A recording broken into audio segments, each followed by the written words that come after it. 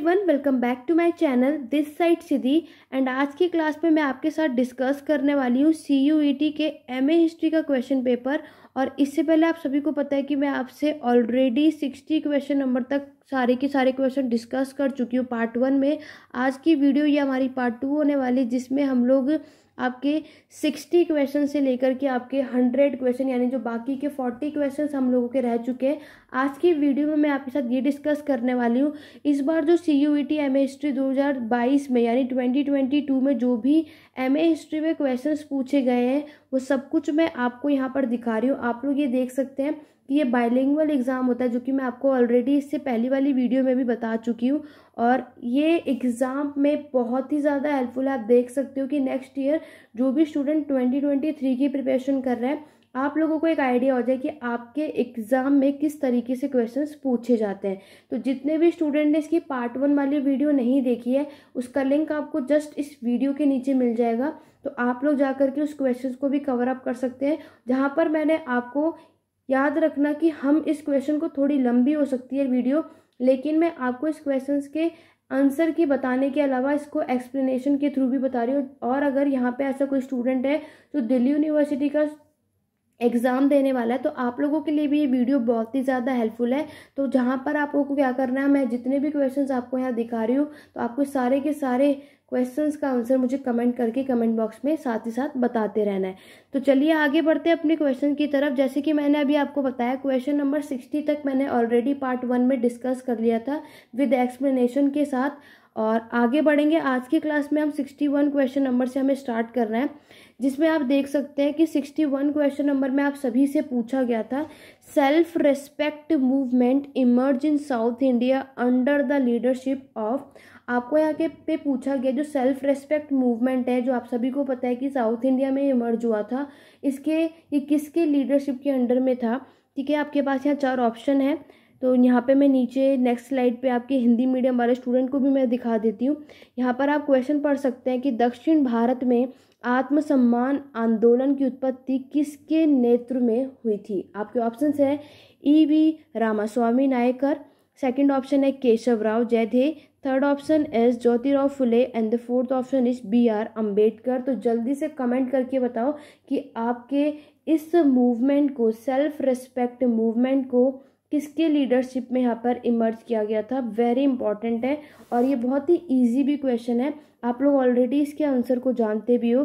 अगर हम बात करेंगे दक्षिण भारत में आत्मसम्मान आंदोलन की उत्पत्ति किसके नेतृत्व में हुई थी, तो आप सभी को पता है ये आपके EV रामास्वामी नायकर के नेतृत्व में हुई थी। क्लियर हो गया, जिसको आप ऑलरेडी जानते हैं कि हम इनको और किसके नाम से जानते हैं, पेरियर के नाम से। वेरी इंपॉर्टेंट है, ये सब कुछ आप नोट डाउन कर लो। इसके अलावा ऑप्शनल में मैं आपको जो भी चीज़ें पूछी जाती हैं वो सारा कुछ भी साथ साथ मैं बता रही हूँ।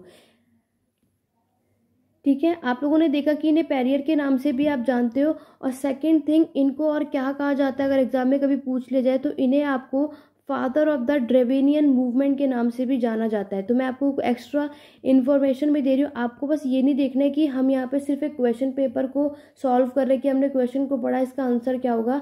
ये मैं आपको इसलिए करा रही हूँ कि आपको और भी एग्जाम में हेल्पफुल हो और इससे रिलेटेड आपके कॉन्सेप्ट भी क्लियर होते जाए, आपके टॉपिक्स भी क्लियर होते जाए। ठीक है, तो यहाँ पर आप देख सकते हैं कि आपके EV स्वामी है यहाँ पर, ठीक है, रामास्वामी, जिनके थ्रू यहाँ पर आप देख सकते हो जिन्होंने क्या फाउंड किया था, आपके सेल्फ रेस्पेक्ट मूवमेंट को, और जिन्हें आप पेरियर के नाम से भी जानते हो। साथ ही साथ इन्हें father of the Dravidian movement भी कहा जाता है। क्लियर हो गया, तो इस क्वेश्चन का राइट आंसर क्या होगा आपका, option number A।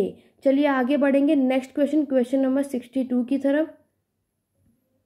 Question number 62 में आप सभी से पूछा है, the Boston T party was associated with the. Boston T party जो है वो किस घटना से संबंधित है।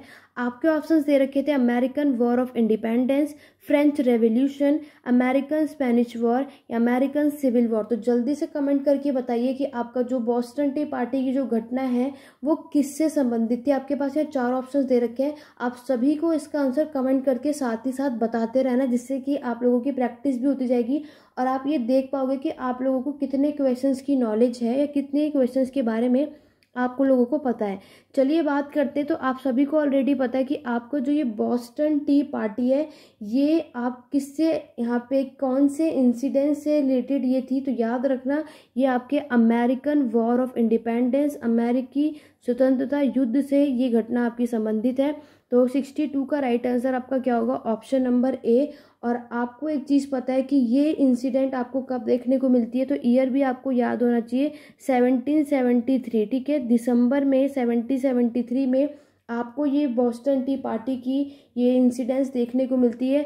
और ये किसके अंदर में आपको देखने को मिलती है, ये भी आपको एग्जाम में पूछ लिया जाएगा, तो याद रखना सैमुअल एडम्स के उसमें, ठीक है। और वेरी इंपॉर्टेंट है कब हुआ था, ईयर भी याद रखना और मंथ भी आपको एग्जाम पॉइंट ऑफ व्यू से याद होने चाहिए, क्योंकि ये एग्जाम में आपसे पूछे ही जाते हैं। ये क्लियर हो गया। तो राइट आंसर 62 का आपका होगा ऑप्शन नंबर ए। चलिए आगे बढ़ेंगे नेक्स्ट क्वेश्चन की तरफ, क्वेश्चन नंबर 63 की तरफ। क्वेश्चन नंबर 63 आप सभी देख सकते हैं, जिसमें आपसे पूछा है Arya Samaj was establish in which of the following year. आपको बताना है आर्य समाज की स्थापना इनमें से किस वर्ष में की गई थी, 1875, 1883, 1885 या फिर 1890। तो जल्दी से कमेंट करके बताओ कि आर्य समाज जो स्टैब्लिश हुआ था वो कौन से साल में इसको स्टैब्लिश किया गया था। तो आप सभी ने इसको अच्छी तरीके से पढ़ा है, बहुत ही सिंपल और इजी क्वेश्चन से। हमने इतने सारे मॉक टेस्ट किए थे, वहाँ पे भी मैंने आपको ये क्वेश्चंस करवाए हुए हैं कि आर्य समाज जो इस्टेब्लिश हुआ था वो कौन से ईयर में हुआ था, वो हुआ था आपका 1875 में, ठीक है। इट मीन्स आपके इस क्वेश्चन का राइट आंसर क्या होगा, ऑप्शन नंबर ए। और आपको साथ साथ ये भी पता है कि ये स्टैब्लिश कहाँ पर हुआ था, तो ये भी आपके एग्जाम में पूछ लिया जाएगा, तो याद रखना बॉम्बे में हुआ था। और इसकी स्थापना किसने की थी, तो याद रखना इसका राइट आंसर क्या होगा, स्वामी दयानंद सरस्वती ने, ठीक है। इसका राइट आंसर क्या होगा, स्वामी दयानंद सरस्वती। नेक्स्ट टाइम आपसे ये चीज़ भी पूछी जा सकती है, तो आपको ईयर्स भी मैक्सिमम मॉडर्न हिस्ट्री में सारा कुछ याद करना है, और प्लेस याद कर लेना, और इसकी स्थापना किसने की थी ये भी आपको याद करना है, ठीक है। आगे चलो, मैं आपको कुछ और भी ऑप्शनल चीज़ें बता देती हूँ। लाइक अगर हम बात करेंगे जल्दी से, लेकिन आपको मुझे कमेंट करके बताना है, अगर आपके एग्जाम में पूछ लिया जाए ब्रह्मो समाज की स्थापना किसने की थी और कब की थी, जल्दी से कमेंट करके बताइए, ठीक है। एक आपको ब्रह्मो समाज बताना है, एक आपको यंग बंगाल मूवमेंट बताना है, क्योंकि इनमें से कुछ भी एग्जाम में पूछा जा सकता है। तो जल्दी से साथ साथ कमेंट करके बताओ यंग बंगाल मूवमेंट भी किसने और कौन से ईयर में इसकी स्थापना की थी। वेरी वेरी इंपॉर्टेंट है। आर्य समाज आप लोगों ने देख ही लिया। नेक्स्ट जो आपको बताना है वो है आपका प्रार्थना समाज, इसकी स्थापना किसने और कब की थी, वेरी वेरी इंपॉर्टेंट है। एंड द लास्ट आपको बताना है रामाकृष्ण मिशन। ये चार चीज़ जल्दी से आप मुझे बताओ, इसकी स्थापना किसने की थी और कब की थी, वो आप मुझे जल्दी से कमेंट करके बताएंगे। जब तक मैं, जो भी हमारे चैनल पे नया है स्टूडेंट, जल्दी से आप तो पहले हमारे चैनल को सब्सक्राइब कर लो। जो भी आपको हिस्ट्री से रिलेटेड वीडियो देखने को मिलेगी हमारे चैनल पे, वो 9:30 पे नाइट में हमारे चैनल पे आपको ये वीडियोस देखने को मिलेगी। रात के 9:30 बजे आपको हमेशा हमारे चैनल पे वीडियो देखने को मिलेगी। और अभी तक आपने इस वीडियो को लाइक शेयर नहीं किया, एक बार जल्दी से अपने जितने भी सोशल मीडिया पे ऐप है हर जगह आप इसको क्या कर दो, शेयर कर दो, और सपोर्ट को और हमारे चैनल को। और वीडियो पसंद आ रही हो तो लाइक शेयर करना मत भूलना। कमेंट करके ज़रूर बताना कि आपको हमारी क्लास कैसी लग रही है। और सब्सक्राइब नहीं किया तो एक बार जल्दी से आप सभी इस चैनल को सब्सक्राइब कर लीजिए। चलिए अब आगे बढ़ते हैं। अगर मैं आपकी बात करूं ब्रह्मो समाज की, तो आप सभी को पता है ब्रह्मो समाज की स्थापना कौन से ईयर में हुई थी, तो ये हुई थी आपकी 1828 में। वेरी इंपॉर्टेंट है, आप सभी को ये बात पता है। दूसरी बात, इसकी स्थापना किसने की थी, तो ये भी आपको पता है, राजा राम मोहन रॉय के द्वारा, ठीक है। राजा राम मोहन रॉय ने आपके ब्रह्मो समाज की क्या की थी, स्थापना की थी। ये बात हो गई आपकी इसकी। आगे बढ़ेंगे यंग बंगाल मूवमेंट की। यंग बंगाल मूवमेंट की अगर हम बात करें तो इसकी स्थापना किसने की थी, तो ये आप सभी ने बिल्कुल सही बताया, हेनरी विवेनियन डिओर्जिया ने, ठीक है। आगे आपका प्रार्थना समाज। प्रार्थना समाज भी आपको पता है इसकी स्टैब्लिशमेंट कब हुई थी। पहली बात तो ये 1867 इसका ईयर है। और अगर हम बात करें कि इसकी स्थापना किसने की थी, तो आत्माराम, ठीक है, आत्माराम पंडुरंग ने की थी। ये इसका राइट आंसर है। एंड एट द एंड आपका रामाकृष्ण मिशन है, आपको ऑलरेडी पता है 1897 में इसकी स्थापना हुई थी। किसके थ्रू, स्वामी विवेकानंद के थ्रू। इसका राइट आंसर क्या है, स्वामी विवेकानंद के थ्रू। ठीक है, तो ये एक्स्ट्रा मैंने आपको चीज़ें बताई हैं कि कौन सी ब्रह्म समाज, कौन सा मूवमेंट, सारे मिशंस आपको अपने एग्जाम पॉइंट ऑफ व्यू से याद रखना है, किसने इसको फाउंड किया था, कौन से ईयर में किया था, ये सारा कुछ आपको पता होना चाहिए। चलिए आगे बढ़ेंगे नेक्स्ट क्वेश्चन की तरफ। ये हिंदी वाले स्टूडेंट आप लोग यहाँ इस क्वेश्चन को देख सकते हो। आगे बढ़ेंगे नेक्स्ट क्वेश्चन, क्वेश्चन नंबर 64 की तरफ। क्वेश्चन नंबर 64 में देख सकते हो 16 महाजनपद वेरी इंपॉर्टेंट है। यहाँ से बहुत सारे क्वेश्चन आपने देखा कि पूछे गए हैं आपके एग्जाम में, तो आपके 16 महाजनपद आपको पता होने चाहिए और इनकी कैपिटल्स भी पता होनी चाहिए। यहाँ पर आप देख सकते हो लिस्ट 1 आपको दे रखा है मगध, कौशल, अवंती और वत्सा, और यहाँ पर आपको दे रखा है श्रावस्ती, गिरिव्राज, कौशाम्बी और महास्तमित, और नीचे आपको ऑप्शंस दे रखे हैं। तो जल्दी से कमेंट करके बताओ इसका राइट आंसर क्या होगा। मैं आपको टाइम दे रही हूँ। जब तक जो नए स्टूडेंट हैं हमारे चैनल पे, टेलीग्राम चैनल का लिंक डिस्क्रिप्शन बॉक्स में आप सभी को मिल जाएगा।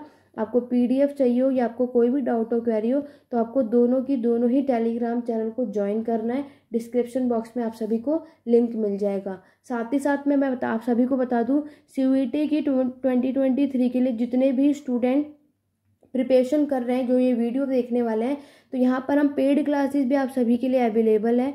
ठीक है, जल्दी ही हमारे चैनल यहाँ पर मैं न्यू क्लासेस स्टार्ट करने वाली हूँ, न्यू बैच स्टार्ट करने वाली हूँ।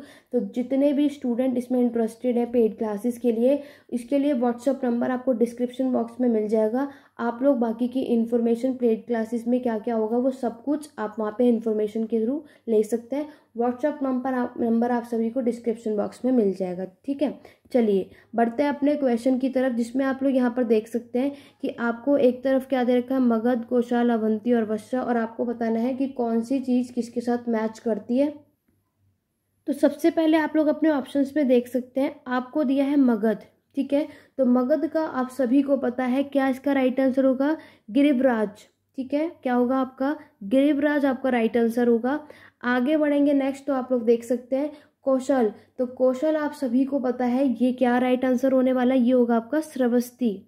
ठीक है, नेक्स्ट है आपका अवंती। अवंती के बारे में भी आप सभी लोग जानते हो, ये होंगे आपके मनीषमती, और द लास्ट वन इज क्या है आपका वश, यानी कि कौशाम्बी। इट मीन्स आपको जो सीक्वेंस बन रहा है 2 1 4 3, और आप लोग देख सकते हो ये सीक्वेंस आपको कौन से ऑप्शन में देखने को मिल रहा है, ऑप्शन नंबर 3 में। इट मीन्स आपके 64 का राइट आंसर क्या होने वाला, ऑप्शन नंबर सी। तो जितने भी स्टूडेंट ने इसका सी बताया वो बिल्कुल सही है। चलिए आगे बढ़ेंगे क्वेश्चन नंबर 65 की तरफ। ये हिंदी वाले स्टूडेंट आप लोग यहाँ देख सकते हो, अभी मैंने जस्ट आपको कराया, इसका राइट आंसर क्या होगा, ऑप्शन नंबर सी, मगध, कौशल, अवंती, वस्का, श्रावस्ती, गिरिव्रज, कौशाम्बी और महिष्मती। ठीक है, बाकी के भी आपको याद कर लेने, क्योंकि आपको इस क्वेश्चन से आइडिया लग ही गया होगा।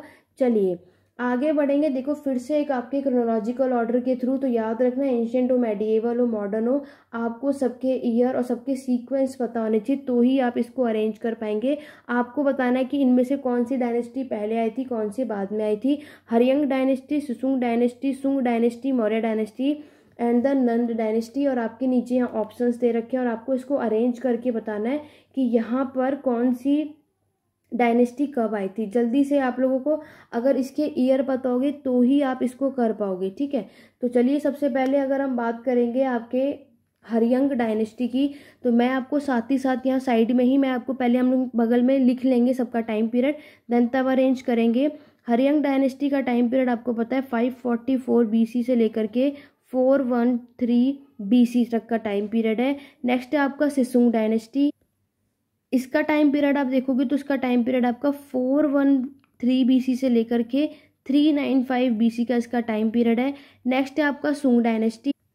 सुंग डायनेस्टी का टाइम पीरियड आप ऑलरेडी जानते होगे 185 BC से लेकर के आपका 73 BC तक का इनका टाइम पीरियड है। नेक्स्ट है आपका मौर्य डायनेस्टी।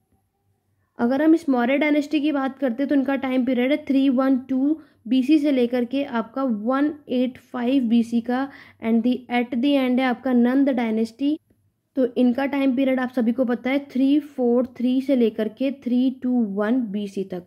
तो पहले तो आप लोगों को सारे टाइम पीरियड मैंने यहाँ पर बता दिए, और फिर अब आपको इसको क्रोनोलॉजिकल ऑर्डर में लगाना, और अब आप जल्दी से मुझे बताओ कि कौन से टाइम पीरियड पहले कौन सा बाद में। तो इसका राइट आंसर क्या होगा कि कौन सी डायनेस्टी पहले आई थी और कौन सी बाद में।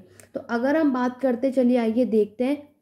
तो यहाँ पर आप देख सकते हो कि आपका जो करेक्ट सीक्वेंस बन रहा है, तो यहाँ पर आप यहाँ पे जो सीक्वेंस देख रहे हैं, आपने देखा सबसे पहले आपका आया हरियंग डायनेस्टी, हरियंग डायनेस्टी के बाद आया आपका सिसुंग डायनेस्टी, सिसुंग डायनेस्टी के बाद आप टाइम पीरियड के थ्रू देख रहे हैं आपकी आई थी नंद डायनेस्टी, देन उसके बाद आपकी आई थी Maurya dynasty and the at the and आपकी आई थी सुंग डायनेस्टी। इट मीन्स आपका जो सीक्वेंस बन रहा है वो क्या बन रहा है, ए बी ई डी और सी। तो ये जल्दी से आप लोग मुझे कमेंट में जल्दी से बताओ कि ये ऑप्शन कौन से पार्ट में है। तो इस क्वेश्चन का राइट आंसर क्या होगा, ऑप्शन नंबर बी। ठीक है, तो अगर आपको एग्जाम में प्रॉब्लम हो रही है तो टाइम पीरियड भी आप लिख सकते हैं। अगर उतना टाइम पीरियड याद नहीं हो रहा तो आपको ये डायनेस्टीज भी पता होनी चाहिए, क्योंकि आपने देखा कम से कम 4 से 5 क्वेश्चन अब तक हम देख चुके हैं क्रोनोलॉजिकल ऑर्डर के, तो आपको ये सारी चीज़ें आनी चाहिए। तो 65 का राइट आंसर क्या था, ऑप्शन नंबर बी। चलिए आगे बढ़ेंगे नेक्स्ट क्वेश्चन की तरफ। ये हिंदी वाले स्टूडेंट के लिए, आप लोग इसको देख चेकआउट कर लेना। क्वेश्चन नंबर 66 की तरफ बढ़ेंगे। यहाँ पर भी आपको इसको क्रोनोलॉजिकल ऑर्डर में लगाना है और आपको ये बताना है कि कौन से रूलर ने पहले आए थे, कौन से रूलर आपके बाद में आए थे। आपके बिंदुसार, दशरथ, महापद्मनंद और आपके बिंबिसार और बृहदत्त। तो ये आपके यहाँ पर ऑप्शंस दे रखे हैं और आपको बताना है इसका राइट आंसर क्या होगा। तो जल्दी से एक बार कमेंट करके बताओ कि यहाँ पर इसका राइट आंसर होने क्या वाला है। तो अगर हम बात करते हैं इसको क्रोनोलॉजिकल ऑर्डर में लगाते हैं, सबसे पहले अगर हम बात करते हैं तो सबसे पहले जो यहाँ पर आपके रूलर आपको देखने को मिलते हैं वो कौन है, आपके बिंबिसार। ठीक है, सबसे पहले रूलर जो आपको देखने को मिलेंगे वो है बिंबिसार, क्योंकि इनका टाइम पीरियड आपको पता है 445 से 444 BCE का है। ठीक है, और अगर हम नेक्स्ट रूलर की बात करें जो इनके बाद नेक्स्ट रूलर आते हैं वो कौन है, आपके महापद्मनंद। तो महापद्मनंद का टाइम पीरियड क्या आपका 345 टू 321 BCE है। नेक्स्ट जो उनके बाद रूलर आते हैं आपके बिंदुसार आते हैं, जिनका टाइम पीरियड है आपका 297 टू 273 BCE। इसके बाद आपको देखने को मिलेंगे दशरथ आते हैं, जिनका टाइम पीरियड है आपका 232 टू 224। ठीक है, और बृहदत्त आपको पता है आपके मौर्यन डायनेस्टी के सबसे आखिरी के रूलर है। इट मीन्स अगर हम यहाँ पे सीक्वेंस बना रहे हैं तो आप देख सकते हो सबसे पहले आपके बिंबिसार आए, उसके बाद आपके महापद्मनंद आए, उसके बाद जो नेक्स्ट रूलर आपको देखने को मिलते हैं वो आपके बिंदुसार आएंगे, नेक्स्ट आपको देखने को मिलेंगे वो आपके दशरथ, और सबसे एट दी एंड लास्ट में आपके बृहदत्त है। तो ये सीक्वेंस है। इट मीन्स क्वेश्चन नंबर 66 का राइट आंसर क्या होगा, ऑप्शन नंबर बी। ठीक है, तो जो यहाँ पे करेक्ट आंसर बन रहा है वो क्या होगा, option number B question number 66 का राइट आंसर है। क्लियर हो गया। चलिए आगे बढ़ेंगे नेक्स्ट क्वेश्चन की तरफ। हिंदी वाले स्टूडेंट आप लोग यहाँ पे चेकआउट कर सकते हैं।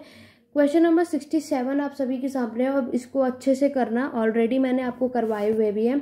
यहाँ पर आपको असर्शन और रीजन दिया हुआ है। असर्शन यानी एक कथन है, स्टेटमेंट है, the prostitute was protected and supervised by the modern state. इसका कारण है कि spy did much of their work with the help of the prostitute. ठीक है, और आपको बताना है कि यहाँ पे जो कथन दिया है उसका जो नीचे कारण है क्या वो सही है, गलत है, या ए ऑप्शन सही है, ए बी ऑप्शन गलत है। हिंदी वाले स्टूडेंट आप नीचे नेक्स्ट स्लाइड पे देख सकते हैं। ये रहा, आप जल्दी से इसको पढ़ो और मुझे बताओ कि यहाँ पर जो कथन क्या दिया है, मौर्य शासक द्वारा वैश्याओं को संरक्षण दिया जाता था और उनकी निगरानी की जाती थी। इसका कारण क्या है कि जासूस अपना अधिकतर कार्य वैश्यों की सहायता से करते थे। तो क्या ये जो रीज़न दिया है, जो ये कारण दिया है, क्या ये बात यहाँ पर बिल्कुल सही है, ये चीज़ पूछी गई है। तो आप लोगों ने ऑलरेडी इस टॉपिक को पढ़ा हुआ भी है। यहाँ पर जो मौर्य शासक के द्वारा आपके वैश्यों को संरक्षण दिया जाता है, उसकी निगरानी की जाती है। क्यों ऐसा, क्योंकि जासूस अपना अधिकार जो अधिकतर जो काम है वो वैश्य की सहायता से करते हैं। तो ये बिल्कुल दोनों बातें सही है, जो कथन दिया है उसका यही कारण है। इसीलिए इस क्वेश्चन का राइट आंसर आपका ऑप्शन नंबर ए होगा। तो क्वेश्चन नंबर 67 का राइट आंसर क्या होगा, ऑप्शन नंबर ए। कि आपका जो असर्शन यानी जो कथन दिया है और जो उसका रीजन यानी कारण दिया है दोनों सही है, और जो कारण है उसका जो कथन है वो बिल्कुल सही बताया गया है। तो चलिए आगे बढ़ेंगे नेक्स्ट क्वेश्चन, क्वेश्चन नंबर 68 की तरफ।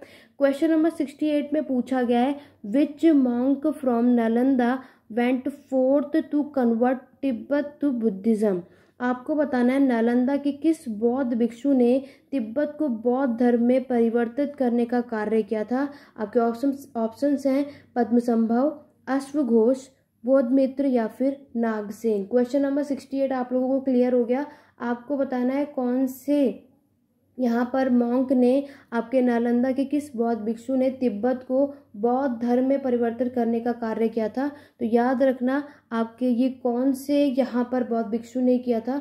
तो अगर ये क्वेश्चन आपके एग्जाम में पूछ लिया जाए तो राइट आंसर क्या होगा? पद्मसंभव। इस क्वेश्चन का right answer option number A है। ठीक है, क्वेश्चन नंबर 68 का राइट आंसर ए है। तो जितने भी स्टूडेंट क्वेश्चन नंबर 68 का ए बता रहे हैं तो वो बिल्कुल ही सही है। चलिए आगे बढ़ेंगे क्वेश्चन नंबर 69 की तरफ। क्वेश्चन नंबर 69 में आप सभी से पूछा है, the caravan leader in ancient period was known as. पौराणिक काल में कारवा प्रमुख को क्या कहा जाता था? सार्थवाह, श्रेष्ठीन, ज्येष्ठक या फिर प्रमुख। आपके पास ये 4 ऑप्शन है। कारवान लीडर को एंशिएंट पीरियड में क्या कहा जाता है, ये चीज़ आपसे पूछी गई है। यानी पौराणिक काल में आपके कारवा को क्या बोला जाता था, ये चीज़ पूछी गई है। तो याद रखना जो भी लीडर कारवान लीडर या जो कि पौराणिक काल में जो कारवा होते थे उन्हें सार्थवाह कहा जाता था। ठीक है, उन्हें क्या कहा जाता था? सार्थवाह। तो 69 का राइट आंसर क्या होगा? ऑप्शन नंबर ए। तो याद रखना आपके एग्जाम में अगर ये चीज़ पूछ ली जाए आपके कारवान लीडर को एंशिएंट पीरियड में क्या कहा जाता है तो सार्थवाह उन्हें कहा जाता है। और अगर मैं आपको और भी क्वेश्चंस बताऊं जो आपसे पूछे जा सकते हैं, अगर आपसे पूछ लिया जाए एंशिएंट इंडिया के समय पर चीफ बैंकर जो होते थे या फिर जो मर्चेंट होते थे उन्हें क्या कहा जाता था, अगर ये चीज़ आपसे पूछ ली जाए तो याद रखना ये भी क्वेश्चन आपसे एग्जाम में पूछ लिया जाएगा। तो याद रखना तब आपको इन्हें क्या कहा जाता है? इन्हें आपकी कहा जाता है नगर श्रेष्ठनी। ठीक है, नगर श्रेष्ठनी के नाम से इन्हें जाना जाता है। तो अगर आपके एग्जाम में ये चीज़ पूछ ली जाए तो याद रखना इसका राइट आंसर ये होगा। तब आपके ऑप्शंस में ये चीज़ आपको देखने को मिलेगी। और अगर हम आगे बढ़े, मैंने अभी जस्ट आपको बता दिया जो भी लीडर होता है आपके मर्चेंट कारवन का उसको सार्थवाह के नाम से जाना जाता है। और स्क्राइब अगर पूछा जाए कि स्क्राइब्स कौन होते थे तो याद रखना स्क्राइब्स किसे कहा जाता है? जो आपके हेड होते थे किसके? आपके कयासस्त के। ठीक है, तो राइट आंसर ये होगा। तो इनमें से कुछ भी आपके एग्जाम में पूछ लिया जाएगा तो ये आपको वर्ड्स पता होने चाहिए। क्या पता नेक्स्ट जो आपका एग्जाम हो उसमें आपको यही क्वेश्चंस देखने को मिल जाए। क्लियर हो गया? तो 69 का राइट आंसर ऑप्शन नंबर ए होगा। आगे बढ़ेंगे यहाँ पे नेक्स्ट क्वेश्चन की तरफ। Question number 70। क्वेश्चन नंबर 70 है, who among the following was the first to become a Buddhist nun. इनमें से कौन से सर्वप्रथम बौद्ध भिक्षुनी बनी थी? आपके ऑप्शन है यशोधरा, गौतमी, सुजाता, महामाया। या आप में से किसी का भी गलत नहीं होना चाहिए। बहुत ही इजी और सिंपल क्वेश्चन है। कई बार हमारे आपको टेस्ट में ये क्वेश्चन देखने को भी मिला होगा। तो जल्दी से एक बार कमेंट करके होता है क्वेश्चन नंबर 70 का राइट आंसर क्या होगा? तो ये आप सभी को पता है, जो सबसे पहली सबसे सर्वप्रथम बौद्ध भिक्षुनी जो बनी थी वो कौन बनी थी? वो बनी थी आपकी महाप्रजापति गौतमी। इट मीन्स इस क्वेश्चन का right answer option number B होगा। तो ये आप सभी का राइट होगा, इसमें तो कोई भी डाउट नहीं है। तो 70 का राइट आंसर क्या होगा? आपका ऑप्शन नंबर बी, जो कि उनकी मदर थी महाप्रजापति गौतमी। ये सबसे पहली क्या बनी थी? आपकी बुद्धिस्ट नन बनी थी। वेरी वेरी इंपॉर्टेंट है। और आपको ये साथ में बुद्धिज़्म का टॉपिक मैंने कराया था तो ये आपको पता है ये इनकी क्या थी? फॉस्टर मदर थी। ठीक है, ये आपकी गौतम बुद्ध की क्या थी? फॉस्टर मदर थी, जो सबसे पहली बुद्धिस्ट नन बनी थी। चलिए आगे बढ़ेंगे क्वेश्चन नंबर 71 की तरफ। 71 क्वेश्चन में आपसे पूछा गया है, who was the founder of the Pashupat cult. Pashupat पंथ के संस्थापक इनमें से कौन है? वसुगुप्ता, कल्लट, भस्म या फिर लकुलिशा। तो जल्दी से बताओ कि who was the founder of Pashupat cult. ये बहुत ही मे भी बहुत से स्टूडेंट के लिए क्वेश्चन नया होगा। तो जल्दी से बताइए आपको क्या लगता है। अगर आपको इस क्वेश्चन के बारे में नहीं भी पता तो भी आइडिया लगाओ और बताओ कि इस क्वेश्चन का राइट आंसर क्या होगा। तो अगर हम बात करेंगे आपके पशुपत कल्ट के जो फाउंडर है वो कौन है? लकुलिशा। ठीक है, याद रखना इसके फाउंडर कौन है? लकुलिशा। और याद रखना ये एक क्या है? ये आपका एक सैविज्म, एक स्कूल है ये। ठीक है, ये आपका क्या है? ये एक आपका सैविज्म स्कूल है ये, जिसके फाउंडर आपके कौन है? लकुलिशा है। और कब?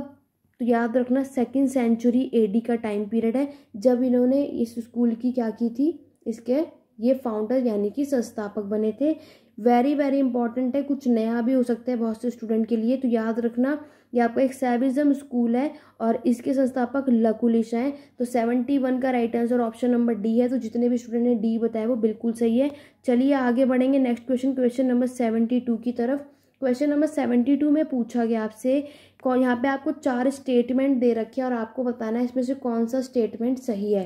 पहला स्टेटमेंट है चंद्रगुप्त फर्स्ट ने आपके गुप्ता पीरियड को स्टार्ट किया था। दूसरा है Samudragupta was succeeded by Chandragupta second, यानी आपके समुद्रगुप्त के बाद कौन आता है, आपके चंद्रगुप्त सेकंड। थर्ड ऑप्शन जो थर्ड स्टेटमेंट है, Harisena was the court poet of Samudragupta. Fourth option है आपका Samudragupta defeated the rulers in southern India and the fifth option है Samudragupta assume the title of Vikramaditya. ये 5 ऑप्शंस आपको यहाँ दे रखे हैं। हिंदी वाले स्टूडेंट नेक्स्ट स्लाइड पे देख सकते हैं। यहाँ पर आप देखो, आपसे पूछा चंद्रगुप्त फर्स्ट ने गुप्त संवत का आरंभ किया था। सेकंड है समुद्रगुप्त के उत्तराधिकारी चंद्रगुप्त सेकंड थे। थर्ड है आपका हरिसेन समुद्रगुप्त के राजकवि थे। फोर्थ ऑप्शन है समुद्रगुप्त ने दक्षिण भारत के शासकों को हराया था। और फिफ्थ ऑप्शन है समुद्रगुप्त को विक्रमादित्य की उपाधि दी गई थी। तो जल्दी से कमेंट करके बताओ इसमें से राइट आंसर आप सभी का क्या होने वाला है। यहाँ पर आपको मैं ऊपर ऑप्शंस दे देती हूँ क्योंकि हिंदी वाले में ये दिया नहीं गया है। ये आपके ऑप्शंस हैं, सिर्फ ACD ऑप्शन सही है, ACE, BCE या BCD, इसमें से कौन सा ऑप्शन करेक्ट है ये आपको बताना है। तो जल्दी से बताओ कि इसका राइट आंसर क्या होने वाला है। तो आपने ये सारे पॉइंट्स पढ़ लिए। इस टॉपिक को सिर्फ वही स्टूडेंट कर पाएंगे जिनको पूरे कॉन्सेप्ट क्लियर है, ठीक है। यहाँ पर आपने अच्छी तरीके से पढ़ लिया और समझ लिया है। स्टेटमेंट की बात करें, चलिए, चंद्रगुप्त फर्स्ट ने गुप्ता संवत के आरंभ किया था, ये बात बिल्कुल सही है। आगे बढ़ेंगे, समुद्रगुप्त के उत्तराधिकारी चंद्रगुप्त थे, क्या ये स्टेटमेंट सही है? इस पे अभी आप लोग जल्दी से बताओ। थर्ड ऑप्शन है हरिसेन समुद्रगुप्त के राजा कवि थे, बिल्कुल सही बात है। समुद्रगुप्त ने दक्षिण भारत के शासकों को हराया था, ये भी बिल्कुल सही बात है।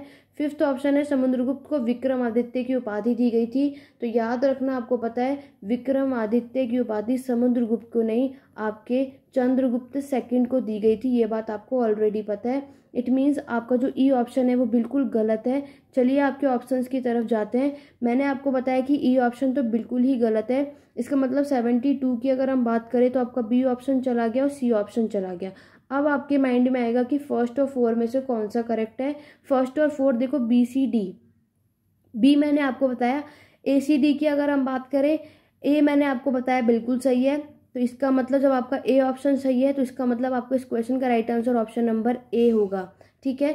तो ये बिल्कुल करेक्ट है।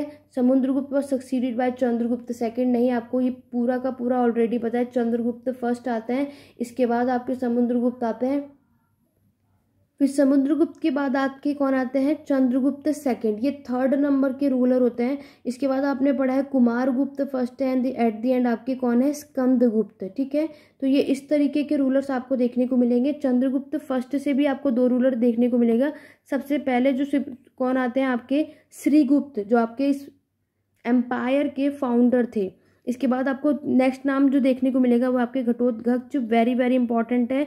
ये 2 रूलर के बारे में बहुत से स्टूडेंट नहीं जानते हैं, तो इनके बारे में भी आप देख लेना, ठीक है। ये श्रीगुप्त के बेटे थे। उसके बाद आते हैं आपके चंद्रगुप्त फर्स्ट। तो ये सारे रूलर्स के सीक्वेंस है जो आपको पता होना चाहिए। अगर हम बात करें क्वेश्चन नंबर 72 का राइट आंसर 70 ऑप्शन नंबर ए था, ये बिल्कुल सही है। चलिए आगे बढ़ेंगे नेक्स्ट क्वेश्चन की तरफ, क्वेश्चन नंबर 73 की तरफ। क्वेश्चन नंबर 73 फिर से आपसे मैच दी फॉलोइंग यहाँ पे पूछा गया है। एक तरफ है मंड, सेंघोल, मिथाल और हुलास, और यहाँ पर उनकी जगह है, प्लेसेस है हरियाणा, जम्मू, पंजाब और उत्तर प्रदेश। आपको इसको सीक्वेंस में लगाना और बताना है इसमें से कौन सा ऑप्शन करेक्ट है। तो चलिए अगर हम बात करते हैं, इसके ऑप्शंस की बात करते हैं और इसको करेक्ट उसमें लगाते हैं। तो सबसे पहले अगर हम आपकी मंद की बात करें तो ये आपको कहाँ पर देखने को मिलेंगे, जम्मू में, ठीक है। देन अगर हम बात करें संघोल की, तो संघोल आपको कहाँ देखने को मिलेंगे, पंजाब में। मित्तल की बात करेंगे तो ये आपको देखने को कहाँ पे मिलने वाले हैं, ये आपको देखने को मिलने वाले हैं हरियाणा में, ठीक है।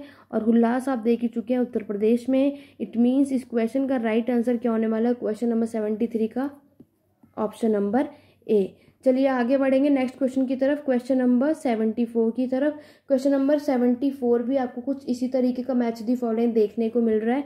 आइए, कुछ कल्चर हैं, आहार कल्चर, ईरान, जोरवे और महिषदाल, और आपको बताना है कौन सा कल्चर कहाँ था, मध्य प्रदेश, राजस्थान, बंगाल और महाराष्ट्र। नीचे आपको ये बता रखा है और आपको जल्दी से इसको करेक्ट ऑर्डर में लगाना है और देखना है कि ये कहाँ पर है।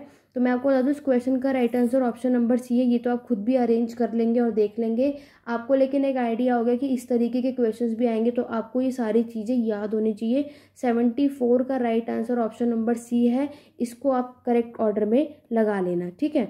चलिए आगे बढ़ेंगे, जिस भी क्वेश्चन की एक्सप्लेनेशन की ज़रूरत होगी वो मैं आपको कराऊंगी। क्वेश्चन नंबर 75 बहुत ही इजी है। चलिए, आपका मोस्ट फेवरेट टॉपिक होता है ये मैक्सिमम स्टूडेंट का। यहाँ पर आपसे पूछा गया है the Harappan civilisation has a trade link with the outsider.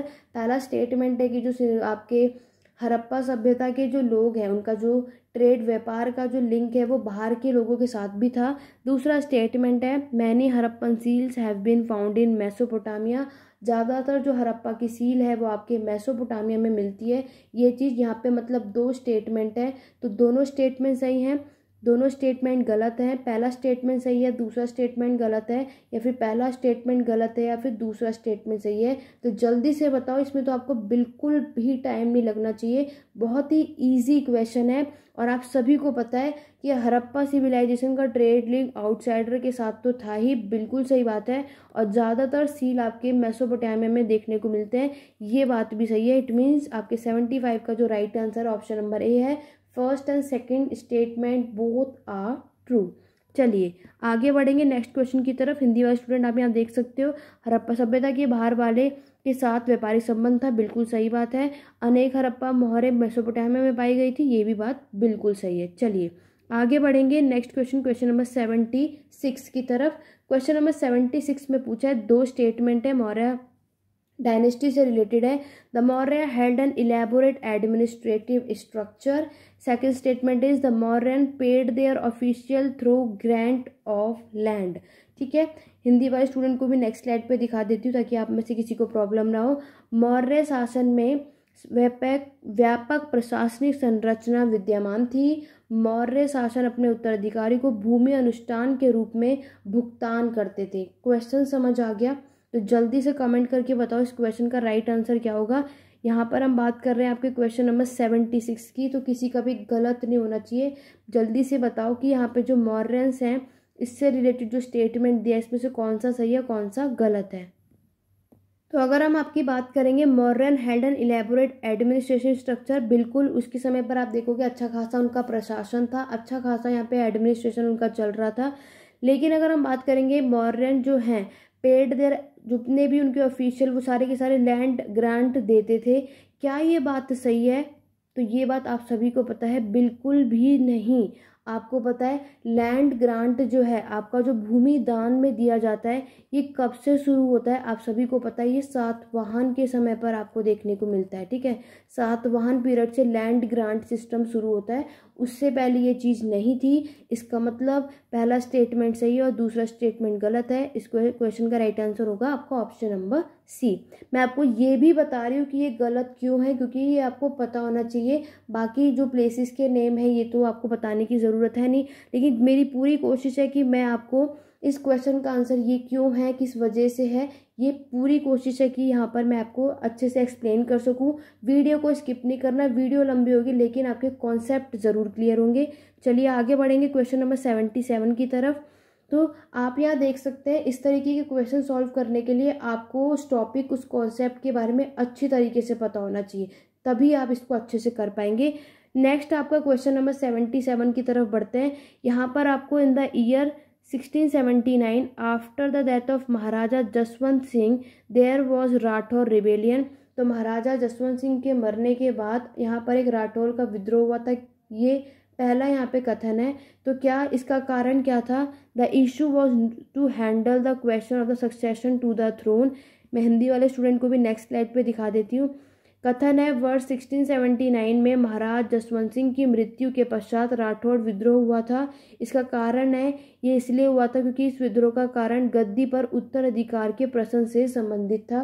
तो ऑब्वियस सी बात है ये दोनों ही स्टेटमेंट बिल्कुल सही हैं, क्योंकि जो कथन जो स्टेटमेंट दिया आपको पता है जो पहले यहाँ पर जो विद्रोह किए जाते थे वो राजगद्दियों के लिए उत्तराधिकार बनने के लिए ही सारी चीज़ें की जाती थी, इसीलिए इस क्वेश्चन का राइट आंसर आपका ऑप्शन नंबर ए होगा। तो जितने भी स्टूडेंट ने ए बताया बिल्कुल सही है। आइए चलिए आगे बढ़ेंगे क्वेश्चन नंबर 78 की तरफ। मैं आपको एक चीज़ बता दूं, आप जो यहाँ पर देख रहे हो कि यहाँ पर आंसर बताया हुआ, ये कैंडिडेट के थ्रू बताया, तो आप इस आंसर पे आपको नहीं जाना, जो मैं आपको बता रही हूँ उस पर आपको फोकस करना है। कहीं आप जो वीडियो को जो स्किप करेंगे उनके लिए प्रॉब्लम हो सकती है कि आप इस आंसर के थ्रू ना जाए, जो मैं आपको बता रही हूँ उसके अकॉर्डिंगली जाना, ठीक है। चलिए 78 क्वेश्चन की तरफ चलते हैं। यहाँ पर आपको एक कथन दिया है, in the first battle of Panipat 1526 Babur with the help of 12,000 soldiers defeated Ibrahim Lodi, who commanded an army of approximately 1,25,000। इसका कारण क्या है, रीज़न है, Babur displayed exceptional military strategy with the use of gunpowder and firearms. जो यहाँ पर आप देख रहे हो, आप सभी को पता है कि पानीपत का जो युद्ध है 1526 में हुआ था बाबर और इब्राहिम के बीच में, ठीक है। लेकिन इसका कारण क्या बताया जा रहा है, इसका कारण बताया जा रहा है कि बाबर ने बारूद और आग्नेयास्त्रों के प्रयोग में उत्कीर्ण सैन्य रणनीति का प्रदर्शन किया था। बिल्कुल आपको पता है बाबर ही सबसे पहले थे जिन्होंने आपके गन पाउडर का यूज़ किया था। इट मीन्स यहाँ पर जो कारण है और जो कथन दिया है ये दोनों ही सही है। इसीलिए क्वेश्चन नंबर 78 का राइट आंसर ऑप्शन नंबर ए होगा। आइए चलिए आगे बढ़ेंगे क्वेश्चन नंबर 79 की तरफ। क्वेश्चन नंबर 79 है, अगर आपको कॉन्सेप्ट क्लियर है तो आप फटाफट अपने आंसर को कर देंगे, ज़्यादा टाइम नहीं लगेगा। जिसको टॉपिक के बारे में नहीं पता होगा उन्हें थोड़ी बहुत प्रॉब्लम हो सकती है, लेकिन अब आपको ये एक आइडिया लगा लो कि किस तरीके से क्वेश्चन आता है और आपको प्रैक्टिस कैसे करनी है। क्वेश्चन नंबर 79 है, according to the modern historians like Douglas Stresnod and Michael Hodgson, the Islamic Empire is associated with gunpowder hypothesis, the use of which led to large and extent of empire।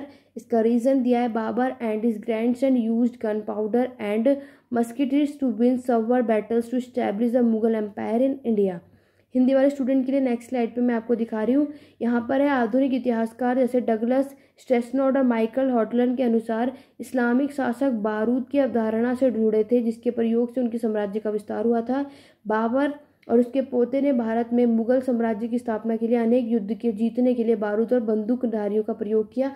Just मैंने अभी आपको एक चीज़ बताई कि हाँ, बाबर और उनके जो पोते हैं उन्होंने जितने भी वॉर किए हैं उसमें इन्होंने यहाँ पे गन पाउडर का यूज़ करा है। इट मीन्स ये क्वेश्चन का राइट आंसर भी ऑप्शन नंबर ए है, जो कथन दिया है। क्योंकि देखो इससे पहले इस्लाम के समय पर भी इसमें जब ये लोग रूल कर रहे थे, इसमें भी आपको देखने को मिलेगा कि गन पाउडर का यूज़ यहाँ पे ऑलरेडी पहली बार हो चुका है। देन उसके बाद इंडिया में बाबर ने सबसे पहले इसको यूज़ किया था, ठीक है। चलिए आगे बढ़ेंगे। Question number 80। क्वेश्चन नंबर 80 में आपको यहाँ पर दे रखा है, ये ट्रैवलर्स हैं, तो कौन से ट्रैवलर्स कौन से रूलर राजा के समय पर आए थे ये आपको बताना है। William Finch, Ibn Battuta, Ralph Finch, Francis Bernier. किसी का गलत नहीं होना चाहिए, बहुत ही ईजी, और ये मैंने बहुत बार ये चीज़ कराई हुई है ट्रैवलर्स और इस सबसे रिलेटेड, और तभी देखो क्वेश्चंस इसी तरीके से पूछे गए हैं, ठीक है।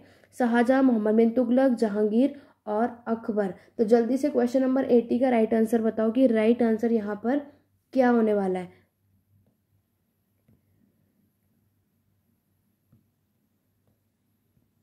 चलिए करते हैं। सबसे पहले हम विलियम फिंच की बात करते हैं। विलियम फिंच के बारे में आपको पता है, विलियम फिंच आपके किसके उसमें आए थे, जहांगीर के समय पर, ठीक है।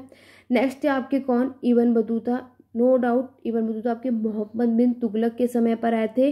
नेक्स्ट है आपके राल्फ फिंच, तो राल्फ फिंच के बारे में भी पता है, ये आपके अकबर के समय पर आए थे। एंड एट दी एंड अगर हम बात करेंगे फ्रांसिस बर्नियर, ये आपके शाहजहां के समय पर आए थे, ठीक है। तो 4213, इट मीन्स क्वेश्चन नंबर 80 का राइट आंसर क्या होगा, ऑप्शन नंबर ए। तो ये मैं आपको बता दूं, जो ए में जो दिया हुआ है ये आपके जो ये आगे नंबरिंग दिए हो ना, इसके अकॉर्डिंगली दिया हुआ है, ठीक है। तो आप इसको अरेंज करने के बाद एग्जाम में याद रखना कि इन्होंने ये जो बात रखी है किस बेस पे रखी है। बहुत से स्टूडेंट ये ना हो कि पीछे की तरफ जो आपने लगाया, इन्होंने जो मार्किंग करी ये आपको इसके बेस पे लगाना है, ठीक है। इसलिए आपके 80 का राइट आंसर ऑप्शन नंबर ए होगा। चलिए आगे बढ़ेंगे नेक्स्ट क्वेश्चन की तरफ। क्वेश्चन नंबर 81 की तरफ चलते हैं। क्वेश्चन नंबर 81 में पूछा गया है, स्टेटमेंट है, Akbar evolved a set of mutually consistent religious ideas from a multiplicity of sources in the form of Sulh-i-Kul and Tauhid e Ilahi. Second statement है, Mansingh one of the 9 jewels during Akbar court was an ardent follower of Tauhid e इलाही। 81 का right answer बताओ कि यहाँ पर सही क्या होगा। ठीक है। हिंदी वाले स्टूडेंट के लिए मैं नेक्स्ट स्लाइड पे दिखा देती हूँ। 2 कथन दिए हैं। पहला है, अकबर ने सुलाइकुल और तौहीदे इलाही के रूप में बहुत स्रोतों से आपसी सहमत धार्मिक विचारधारा की स्थापना की थी। नो डाउट, बिल्कुल करेक्ट आंसर है। ये स्टेटमेंट बिल्कुल सही है कि इन्होंने ये इसकी स्थापना की थी। दूसरा स्टेटमेंट है, अकबर दरबार के नवरत्नों में से एक मान सिंह तौहीदे इलाही के कट्टर अनुयायी थे। तो ये स्टेटमेंट की अगर हम बात करें तो ये बात बिल्कुल गलत है। इसका मतलब कथन ए सही है लेकिन दूसरा गलत है। इसका मतलब आपके इस क्वेश्चन का राइट आंसर क्या होगा? Option number C. इसका आंसर रीज़न आप सब मुझे कमेंट करके बताएंगे, तो मैं देखना चाहूँगी कितने स्टूडेंट को इसके बारे में पता है। तो आप इसका आंसर मुझे कमेंट करके बताओगे कि ये सेकंड स्टेटमेंट गलत क्यों था। चलिए आगे बढ़ेंगे क्वेश्चन नंबर 82 की तरफ। क्वेश्चन नंबर 82 में पूछा गया है, Akbar had a very powerful army led by his trusted mansabdar Man Singh for expedition during the war with the Sisodias of Mewar. Reason है, it was during Jahangir reign under the able leadership of prince Khurram the Sisodias of Mewar surrender. ठीक है, अब आप मुझे जल्दी से बताओ, यहाँ पर आपने इसको पढ़ लिया। पहला का जो कथन है, मेरवाड़ के सिसोदिया के साथ युद्ध के दौरान अकबर के पास मानसिंह जैसे विश्वसनीय मनसबदार के नेतृत्व में अत्यंत शक्तिशाली सेना थी। इसका कारण है कि जहांगीर के शासनकाल के दौरान राजकुमार खुर्रम के नेतृत्व में मेरवाड़ के सिसोदिया ने आत्मसमर्पण कर दिया था। ठीक है, क्वेश्चन क्लियर हो गया। मैंने स्टेटमेंट भी पढ़ दिया, उसका रीज़न जो दिया है वो क्या है, क्यों है, ये आपको बताना है। तो जल्दी से बताओ कि इसका राइट आंसर क्या है। तो अगर देखो, आप सभी को पता है, आपने इस टॉपिक को अच्छे तरीके से करा है कि स्टेटमेंट कथन आपका सही है लेकिन जो यहाँ पे इसका कारण दिया है वो गलत है। ठीक है, ये इस बात को जो ये यहाँ पर जो कह रहे हैं, जो आपका स्टेटमेंट है, आपको ये देखना है ये जो स्टेटमेंट है, क्या ये जो ये बात कही जा रही है क्या इसका कारण यही है? तो ये इसका कारण नहीं है, इसीलिए आपके 82 का right answer option number B होगा। चलिए आगे बढ़ेंगे क्वेश्चन नंबर 83 की तरफ। क्वेश्चन नंबर 83 है, which ruler in northern India constructed canals from the Yamuna and Sutlej river to irrigate waterless tract in Haryana and eastern Punjab. किस शासक द्वारा उत्तर भारत में हरियाणा और पूर्वी पंजाब में जल रहित भूमि की सिंचाई के लिए यमुना और सतलज नदियों से नहरों का निर्माण किया गया? आपके ऑप्शन है मोहम्मद बिन तुगलक, फिरोज शाह तुगलक, शेर शाह सूरी या फिर शाहजहां। तो जल्दी से बताओ वो कौन से रूलर थे? ये आप सभी को पता है, हमने कई बार पढ़ा है। तो यहाँ पर जो कैनाल्स बनाए गए थे आपके यमुना और सतलज रिवर से, तो याद रखना वो कौन से रूलर थे, वो थे आपके फिरोज शाह तुगलक। ठीक है, तो इस क्वेश्चन का राइट आंसर क्या होगा? Option number B. चलिए आगे बढ़ेंगे नेक्स्ट क्वेश्चन, क्वेश्चन नंबर 84 की तरफ। क्वेश्चन नंबर 84 में आपसे पूछा है, शब्द यहाँ पे दिया है, साकिया का क्या अर्थ है? प्याला, शराब का पात्र, गिलास या फिर पारसी पहिया। गॉपलेट, वाइन कप, टबलर या फिर पर्शियन व्हील। आपका वर्ड है साकिया। तो साकिया का क्या मतलब है, ये चीज़ पूछा है। तो याद रखना, आगे कभी किसी एग्जाम में आ जाए तो साकिया का मतलब होता है पर्शियन व्हील यानी पारसी पहिया। इट मीन्स इस क्वेश्चन का राइट आंसर 84 का क्या होगा? Option number D. चलिए आगे बढ़ेंगे नेक्स्ट क्वेश्चन की तरफ। Question number 85। क्वेश्चन नंबर 85 है, Abdul Razzaq Samarkandi the 15th century ambassador was sent to southern India by which Mughal ruler, where he described wide-eyed the gems he saw everywhere in the great southern capital of Vijayanagar. आपके option है Timur, Shahrukh, Hulagu या फिर बाबर। हिंदी वाले student के लिए मैं next slide पे दिखा देती हूँ। किस मुगल शासक द्वारा दक्षिण भारत में 15वीं शताब्दी के राजदूत अबू रज़क समरकंदी को भेजा गया था, जिसने दक्षिण भारत की महान राजधानी विजयनगर में हर जगह जवाहरातों के दिखने का व्यापक का वर्णन किया था? तैमूर, शाहरुख, हलाकू या फिर बाबर। जल्दी से बताओ क्वेश्चन नंबर 85 का राइट आंसर यहाँ पर क्या होगा? तो याद रखना, अगर ये क्वेश्चन आपके एग्जाम में आगे कभी देखने को मिले तो इसका राइट आंसर क्या है? Shahrukh, option number B. चलिए आगे बढ़ेंगे क्वेश्चन नंबर 86 की तरफ। क्वेश्चन नंबर 86 में पूछा है, रणजीत सिंह की मृत्यु के पश्चात जब पंजाब में अराजकता उत्पन्न हो गई थी तो ईस्ट इंडिया कंपनी की सेना में चिलियावाला की खूनी जंग में सिखों को हराया था। ये जंग कब लड़ी गई थी? East India company army defeated the Sikh at bloody battle of Chillianwala after the death of Ranjit Singh when Punjab quickly descended into anarchy. The battle was fought on, तो आपको बताना है ये बैटल कौन से समय पर लड़ा गया था। नीचे आपको टाइम पीरियड दे रखा है 13 जनवरी 1849, 21 फरवरी 1849, 12 मार्च 1849 या 17 अप्रैल 1849। ईयर आप देख रहे हो सबको सेम दिया हुआ है कंफ्यूज करने के लिए, तो इसीलिए मैं आपके कह रही हूँ कि आपको ये चीज़ें ज़रूर पता होनी चाहिए, ठीक है। तो याद रखना, अगर आपसे पूछ लिया जाए बैटल ऑफ चिरनवाला तो ये बैटल कब हुआ था ये आपसे पूछा जा रहा है, तो याद रखना, अगर कभी भी आपको एग्जाम में ये क्वेश्चन देखने को मिले तो ये आपका 13 जनवरी को हुआ था 1849 में। तो 86 का राइट आंसर क्या होगा, ऑप्शन नंबर ए। चलिए आगे बढ़ेंगे क्वेश्चन नंबर 87 की तरफ।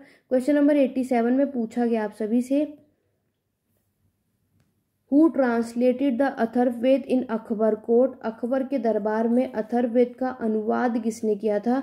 हाजी इब्राहिम सरहिंदी, नकीब खान, मुशर्रफ कालिकदाद या फिर शाह मोहम्मद शाहबादी। तो जल्दी से बताइए किसने इसको ट्रांसलेट किया था, अकबर के दरबार में अथर्ववेद का अनुवाद किसने किया था। देखो मैंने अथर्ववेद से रिलेटेड आपके टेलीग्राम पे कुछ इंपॉर्टेंट चीज़ें वहाँ पर शेयर की थी, तो जितने भी स्टूडेंट टेलीग्राम पे जुड़े हुए हैं वहाँ पे पीडीएफ के अलावा आपको टॉपिक्स कुछ भी क्वेश्चन सारे कुछ वहाँ पे शेयर किया जाता है। टेलीग्राम को ज्वाइन कर लो अगर अभी तक नहीं करा है। और याद रखना अथर्ववेद को अकबर के कोर्ट में किसने ट्रांसलेट किया था, तो वो थे आपके हाजी इब्राहिम सरहिंदी ने। तो इस क्वेश्चन का राइट आंसर क्या होगा आपका, ऑप्शन नंबर ए। चलिए आगे बढ़ेंगे क्वेश्चन नंबर 88 की तरफ। क्वेश्चन नंबर 88 में पूछा है, भारतीय कृतियों के अनुवाद में अकबर की रुचि का प्रथम संकेत तब हुआ जब उसने सिंहासन बत्तीसी के अनुवाद के लिए कहा। ये कार्य किसको सौंपा गया।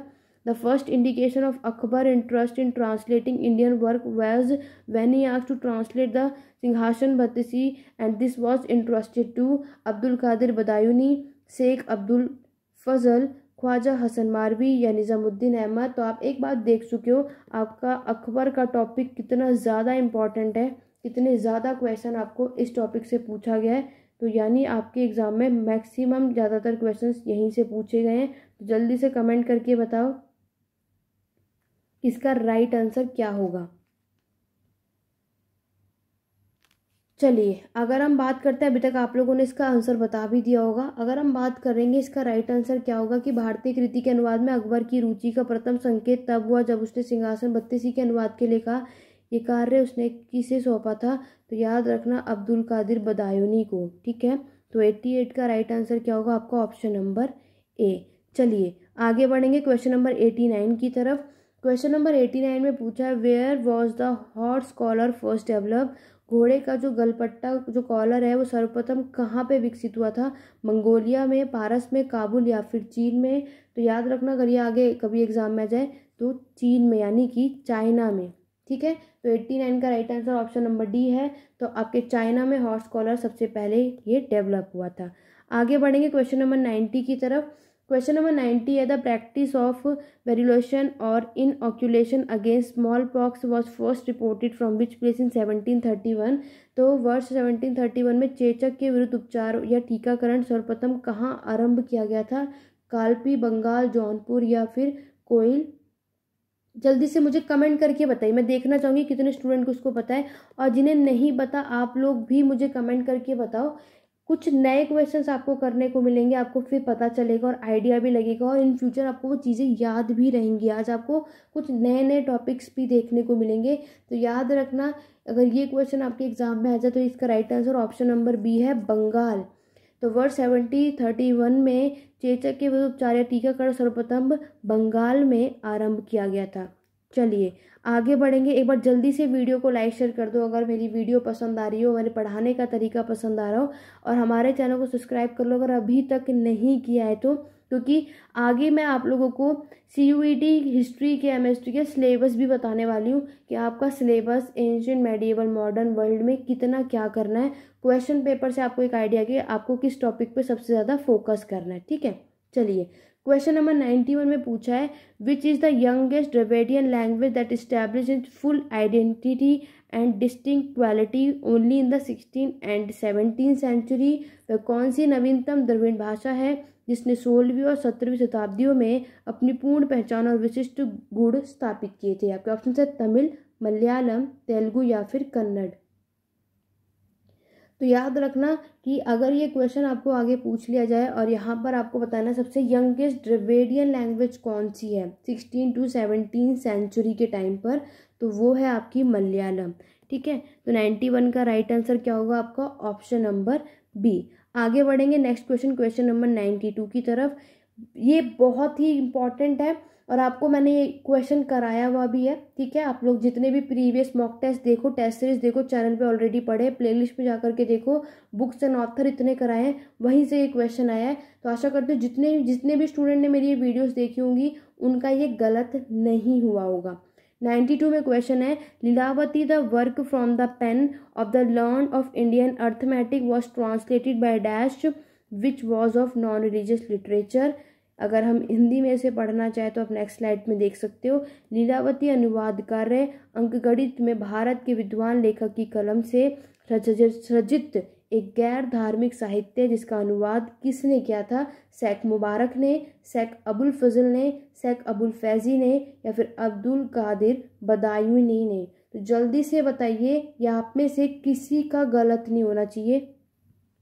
तो अगर हम बात करेंगे लीलावती जो आपका अनुवाद कर रहे हैं अंकगणित में भारत के विद्वान लेखक की कलम से सृजित है और ये एक गैर धार्मिक साहित्य है जिसका अनुवाद किसने किया था, ये क्वेश्चन आपसे पूछा गया है। तो याद रखना इसका अनुवाद किया था आपके शेख अबुल फैजी ने। ठीक है, इसका अनुवाद किसने किया था? शेख अबुल फैजी ने। लेकिन अगर आपसे पूछ लिया जाए ये बुक किसके द्वारा लिखी गई है, तो अब आपका राइट आंसर क्या होगा? भास्कर द्वितीय या भास्कर सेकंड ने। ठीक है, भास्कर सेकंड या भास्कर द्वितीय ने ये किताब लिखी थी। लेकिन आपसे क्वेश्चन यहाँ पे पूछा गया है इसका अनुवाद किसने किया था, तो शेख अबुल फैजी ने किया था। क्लियर हो गया? चलिए आगे बढ़ेंगे क्वेश्चन नंबर 93 की तरफ। Name the Sufi Sant who appreciated the market reform policy of Alauddin Khilji and spoke about his philanthropic motive of the sultan. उस सूफी संत का नाम बताओ जिसने अलाउद्दीन खिलजी के बाजार में सुधार नीति की प्रशंसा की थी और सुल्तान की परोपकारी मंशा का उल्लेख किया था। मैंने आपको ऑलरेडी कहा था कि आपके चिश्ती सूफी से भी क्वेश्चंस आते हैं, आपको इस टॉपिक को भी करना है। देखो आप यहाँ सामने देख सकते हो कि यहाँ से भी आपको क्वेश्चंस देखने को मिल रहे हैं। आपके ऑप्शन से शेख फरीद, निजामुद्दीन औलिया, दिल्ली के महमूद चिराग, या फिर बहाउद्दीन जकारिया। तो जल्दी से कमेंट करके बताइए क्वेश्चन नंबर 93 का राइट आंसर क्या होगा? कौन से वो सूफी संत हैं, उनका नाम आपको बताना है जिसने आपके अलाउद्दीन खिलजी के बाजार की सुधार नीति की प्रशंसा की थी। तो याद रखना अगर ये क्वेश्चन आपके एग्जाम में आ जाए, आप सभी को इसका आंसर पता है, वो कौन थे? आपके Nizamuddin Auliya. It means question number 93 का right answer option number B है। चलिए आगे बढ़ेंगे क्वेश्चन नंबर 94 की तरफ। क्वेश्चन नंबर 94 में आपसे पूछा गया है जलालुद्दीन खिलजी के दिल्ली सल्तनत की गद्दी पर बैठते समय कड़ा मानिकपुर का गवर्नर कौन था जिसके सुल्तान के विरुद्ध यहाँ पे विरोध किया गया था? When Jalaluddin Khilji ascended the throne of Delhi sultanate who was the governor of Kara Manikpur who revolted against the sultan. आपके ऑप्शन हैं अलाउद्दीन खिलजी, मलिक छज्जू, अकद खान या मुबारक खिलजी। तो जल्दी से बताइए कि इस क्वेश्चन का राइट आंसर क्या होगा। क्वेश्चन नंबर 94 हम कर रहे हैं, तो क्वेश्चन नंबर 94 का राइट आंसर क्या होगा? जल्दी से बताओ वो कौन से यहाँ पर आपको गवर्नर पूछा है। तो याद रखना वो कौन से गवर्नर थे? मलिक छज्जू। ठीक है, तो इस क्वेश्चन का राइट आंसर आपका ऑप्शन नंबर बी है। आगे बढ़ेंगे क्वेश्चन नंबर 95 की तरफ। क्वेश्चन नंबर 95 में पूछा है विश्व अर्थव्यवस्था के हाल के प्रमुख ऐतिहासिक सर्वेक्षण में आपके एंगस मेडिसन द्वारा की गई जनगणना के अनुसार 1700 में भारत का सकल घरेलू उत्पाद था। According to the calculation of Angus Maddison in a recent major historical survey of the world economy the gross domestic product of India in 1700 amounted to. तो यहाँ पे कुछ परसेंट दे रखे हैं, तो ये कुछ आपका एक नया कह सकते हैं, कुछ भी एक आध क्वेश्चन आपको लेकिन ऐसे मिलेंगे ही 75 क्वेश्चंस में, लेकिन कोई बात नहीं, मैक्सिमम आपके पढ़े हुए ही आए हैं। तो यहाँ पर अगर आपको इस क्वेश्चन का एक गेस करना होगा तो आप क्या करना चाहोगे?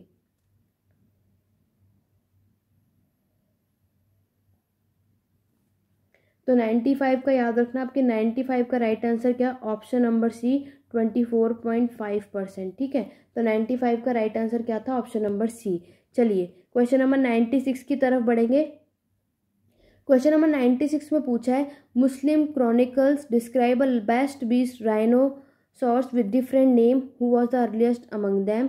मुस्लिम इतिवृत्तियों में बड़े विशाल गैंडों का विभिन्न नाम है से वर्णन किया गया है। सबसे पहले इसका वर्णन करने वाला वो कौन व्यक्ति था? इब्न बतूता, एल्ब्रूनी, बयाजिद बयात या फिर मोहम्मद बसीर। इसमें से वो कौन सा इंसान है? तो वो थे आपके एल्ब्रूनी। ठीक है, तो 96 का राइट आंसर ये है। और एल्ब्रूनी आपने पता है इन्होंने बुक लिखी थी किताबुल हिंद, बहुत आप सभी को बहुत अच्छे तरीके से पता है, तो ये चीज़ें भी आपको पता होनी चाहिए। चलिए क्वेश्चन नंबर 97 की तरफ बढ़ेंगे। क्वेश्चन नंबर 97 आपसे पूछा है, इनाम लैंड से रिलेटेड इसमें तो कौन सी बात सही है? इनाम लैंड क्या था? ये लैंड ग्रांट थे जो पीजेंट के लिए था, या लैंड ग्रांट नॉबल्स के लिए था, या फिर रिलीजियस इंस्टीट्यूशन के पर्पज से था, या फिर लैंड ग्रांट था आपके सोल्जर्स के लिए? इनाम लैंड पूछा गया है, तो जल्दी से बताइए। इनाम भूमि इनमें से किससे संदर्भित है? कृषकों की भूमि अनुदान, रईसों की भूमि अनुदान, धार्मिक संस्थानों की भूमि अनुदान, या फिर सैनिकों को भूमि अनुदान? तो इनाम लैंड आप सभी को पता है ये आपके धार्मिक संस्थानों की भूमि अनुदान है, यानी कि सी ऑप्शन इसका बिल्कुल करेक्ट है। आगे बढ़ेंगे क्वेश्चन नंबर 98 की तरफ। क्वेश्चन नंबर 98 है, जो सिटी है जौनपुर है was founded in the memory of. Jaunpur शहर की स्थापना किसकी स्मृति में की गई? बलबन, अलाउद्दीन खिलजी, मोहम्मद बिन तुगलक या फिर फिरोज शाह तुगलक? ये सभी आपको ऑलरेडी पता है कि यहाँ पर अगर हम बात करेंगे जौनपुर शहर की स्थापना किसकी स्मृति में की गई थी, तो ये की गई थी आपके मोहम्मद बिन तुगलक के। ठीक है, तो यहाँ पर आपका right answer option number C होगा। तो 98 का जिसने भी ऑप्शन सी बताया वो बिल्कुल सही है। आगे बढ़ेंगे क्वेश्चन नंबर 99 की तरफ। Which sultan prohibited women from worship at the graves of the sant? किस सुल्तान ने महिलाओं को संतों की मजार की पूजा करने से प्रतिबंध किया था? बलबन ने, अलाउद्दीन खिलजी ने, मोहम्मद बिन तुगलक ने, या फिर फिरोज शाह तुगलक ने? तो याद है आप सभी को ये किसने किया था? आपके फिरोज शाह तुगलक ने। 99 का राइट आंसर क्या है? Option number D. तो फिरोज शाह तुगलक ने आपके महिलाओं को संतों की मजार पर पूजा करने से क्या करा था? उसने उसे प्रतिबंध लगाया था, रोक लगाई थी। Now student at the end आपका ये लास्ट क्वेश्चन है 100। अब जल्दी से कमेंट करके बताना, इसका आंसर मैं सभी से चाहूँगी, तो आप मुझे कमेंट करके लिखोगे 100 का कौन सा करेक्ट आंसर है। जिसमें आपसे पूछा गया है, दिल्ली के किस सुल्तान ने कुतुब मीनार की मरम्मत कराई थी और विखंडित हौज को साफ कराया था तथा उसके समीप मदरसे की स्थापना की थी? Which sultan of Delhi got the Qutub Minar repaired, clean the direct Hauz and erected on his bank of madrasa? ये क्वेश्चन मैंने आपको टेस्ट सीरीज में कराया था। जितने भी स्टूडेंट ये वीडियो देख रहे हैं और उन्होंने टेस्ट सीरीज करी, तो जल्दी से कमेंट करके बताओ क्या ये मैंने क्वेश्चन आपको करवाया था क्या नहीं। बहुत ही देखो, मैंने जो मैक्सिमम क्वेश्चंस कराए हैं वही सब आया है। ठीक है, बाकी आपके कॉन्सेप्ट के ऊपर है, नॉलेज के ऊपर है कि आपको कितने बेसिक क्लियर है, तो ही आप इसको कर पाओगे। तो जल्दी से बताओ कि इसका राइट आंसर यहाँ पर क्या होने वाला है। सबको कराया था, जिन्होंने भी टेस्ट सीरीज देखी है, मैं आपको आगे भी बता रही हूँ, चाहे आप दिल्ली यूनिवर्सिटी वाले स्टूडेंट हो या फिर आप CUET वाले स्टूडेंट हो, मेरे सारे की सारे टेस्ट सीरीज आप लोग कर लो, जितने भी मैंने कराए हैं प्लेलिस्ट में जा करके सारी वीडियोस को कर लो। मैक्सिमम क्वेश्चंस आपको आपके एग्जाम में वहीं से देखने को मिलेंगे। और मैंने आपको बताया था, तो अब इसका राइट आंसर क्या होगा? Option number C, Firoz Shah Tughlaq. ठीक है, तो ये तो आप सभी ने ऑब्वियस सी बात है सही किया था और होगा भी। तो स्टूडेंट ये थे आपके टोटल यहाँ पर 75 क्वेश्चंस हिस्ट्री के। ठीक है, जो आपसे CUET में इस बार पूछे गए हैं। तो नेक्स्ट अब 2023 में जितने भी स्टूडेंट को प्रिपरेशन करना है, आइडिया आप सभी को लग गया कि सबसे ज़्यादा टॉपिक पे किस पे फोकस करना है। तो नेक्स्ट ईयर के लिए जितने भी स्टूडेंट प्रिपेयर कर रहे हैं, आशा करती हूँ क्वेश्चन पेपर के थ्रू आपको सारी चीज़ें समझ में आ गई होंगी। इस क्वेश्चन पेपर की PDF चाहिए तो टेलीग्राम चैनल को ज्वाइन कर लेना, लिंक डिस्क्रिप्शन बॉक्स में है। इसके बाद आपको कोई भी डाउट, कोई भी क्वेरी कमेंट में, नहीं तो आप टेलीग्राम पे मुझसे पूछ सकते हैं। पेड क्लासेस आप लोग ले सकते हैं जल्दी से, जितनी जल्दी आप लोग आएंगे उतनी जल्दी ये बैच हम स्टार्ट कर रहे हैं। तो मैक्सिमम स्टूडेंट आप ज्वाइन कर सकते हैं, अभी से तैयारी शुरू कर सकते हैं, ताकि आप लोगों के एग्जाम में अगर इस तरीके के क्वेश्चंस आए तो यहाँ पे करें। बाकी पेड क्लासेस में क्या क्या चीज़ें होती है वो सब कुछ आपको उस व्हाट्सएप नंबर पे ही मैसेज के थ्रू इन्फॉर्मेशन सारी चीज़ प्रोवाइड कर दी जाएगी। आज की क्लास कैसी लगी कमेंट करके ज़रूर बताइएगा, और कितने स्टूडेंट ने ये CUET का एग्ज़ाम दिया था और आपका एग्ज़ाम कैसा गया, स्कोर कितना रहा, मुझे कमेंट बॉक्स में ज़रूर बताना। नेक्स्ट वीडियो में आप सभी को इसके सिलेबस के बारे में, क्योंकि मैक्सिमम स्टूडेंट पूछ रहे हैं कि CUET का हिस्ट्री का सिलेबस क्या है, नेक्स्ट वीडियो में इसके लिए मैं लेकर के आने वाली हूँ। इसके हमारे चैनल को सब्सक्राइब कर लो। 9:30 PM पे आपको हमारे चैनल पे हमेशा वीडियो देखने को मिलेगी। सब्सक्राइब कर लो, बेल आइकन प्रेस करना ताकि नोटिफिकेशन आपको टाइम टू टाइम मिलते रहे। कोई भी डाउट, कोई भी क्वेरी है कमेंट में पूछ सकते हैं। आपकी वीडियो कैसी लगी कमेंट करके ज़रूर बताइएगा। तो चलिए स्टूडेंट, मिलते हैं अपने नेक्स्ट वीडियो में। आज की वीडियो में बस इतना ही। Thank you for watching.